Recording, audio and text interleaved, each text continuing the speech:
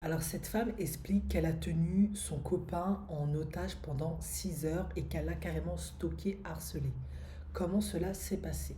C'était un mannequin, donc ça devait être un très beau garçon, jeune homme en tout cas. Elle sortait avec lui à peu près depuis un mois et en fait, comme c'est un mannequin, durant la nuit et constamment durant la journée, il recevait toujours des tips, des notifications, des bips, des appels pour des boulots, des bookings, pour des photoshoots, etc. Sauf que elle, ça la mettait complètement en insécurité parce que elle avait déjà une manque d'estime et de confiance en elle. Elle était déjà en insécurité. Donc en fait, elle, psychologiquement, elle se sentait agressée. Elle avait l'impression que c'était toujours des nanas, voilà, bien qu'il lui expliquait, mais non, c'est le boulot, c'est le boulot, c'est le boulot. Et un soir, c'est ce qui s'est passé et elle a littéralement pété les plombs parce que elle n'a pas supporté de nouveau qu'il reçoit des appels durant la nuit, des tips, etc., etc. Et du coup, ils se sont pris la tête. Sauf qu'ils se sont pris la tête et lui, du coup, il en avait marre. Il était au bout de sa vie. Donc, il a décidé qu'il allait partir au milieu de la nuit.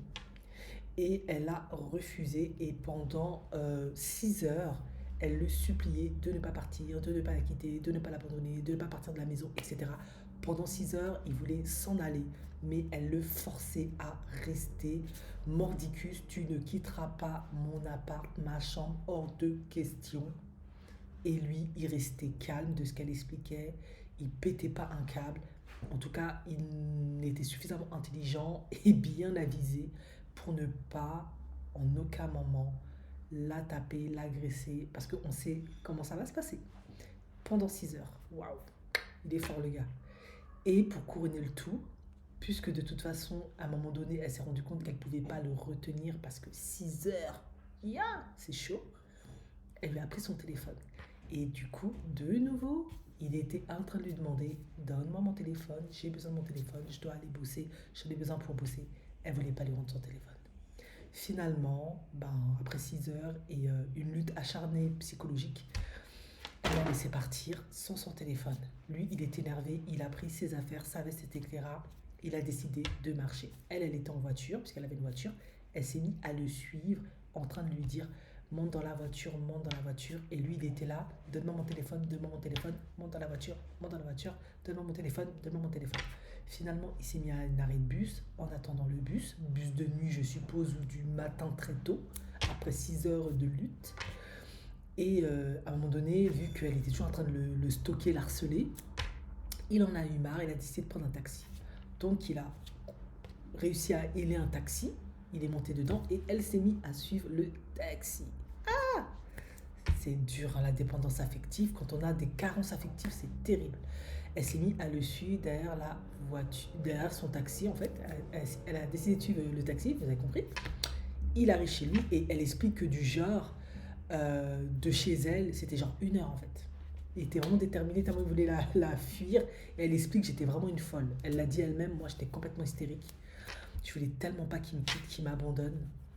Et il est monté chez lui et elle s'est mise à le suivre en laissant bien évidemment le téléphone dans sa voiture.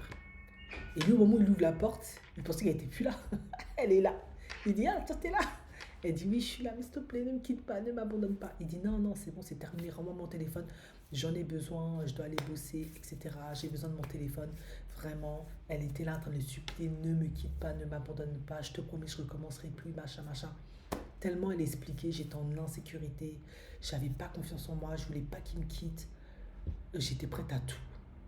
Et il a quand même ouvert la porte de chez lui, il est rentré chez lui, il lui a dit une énième fois: donne-moi mon téléphone, franchement, c'est bon quoi.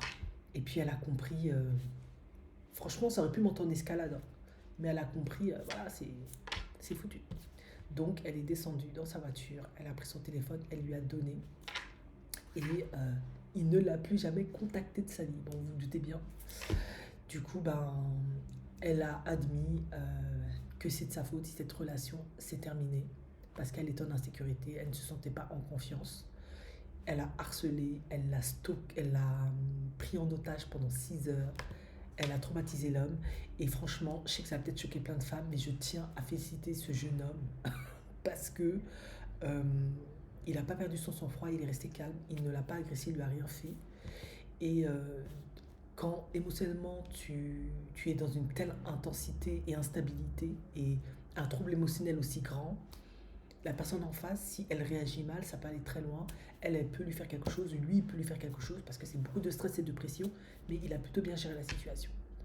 Et c'est d'ailleurs pour ça qu'aujourd'hui, elle peut faire ce TikTok parce que bah, il n'a pas porté plainte, elle a de la chance. Hein. Ça aurait été un homme qui aurait fait ça, il serait déjà devant la police. On va pas se mentir, il faut qu'on se dise la vérité. Bah, elle a eu de la chance. En fait, moi, je pense qu'il y a plein d'hommes qui se retrouvent dans des situations dingos comme ça, mais eux, ils portent pas trop plainte en fait. Pas toujours. On a quand même beaucoup de chance. Sinon, je crois que beaucoup de femmes se retrouvaient ils sont dans des situations compliquées. Oh là là, sur tes TikTok. Elle a quand même de la chance avec certains hommes. Enfin bref, bon, c'est pas rigolo.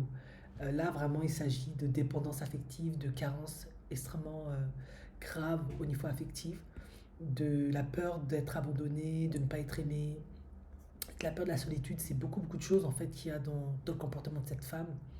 Et j'espère en fait qu'elle a fait une thérapie, qu'elle a travaillé sur ben, tout cela parce que effectivement, pour conclure, ça aurait pu aller très très loin. Elle aurait pu vraiment l'agresser comme on le voit dans plein de true crime, où lui il aurait pu se défendre parce qu'il n'en pouvait plus, il était fatigué, il aurait pu, voilà, ça aurait pu très mal se terminer.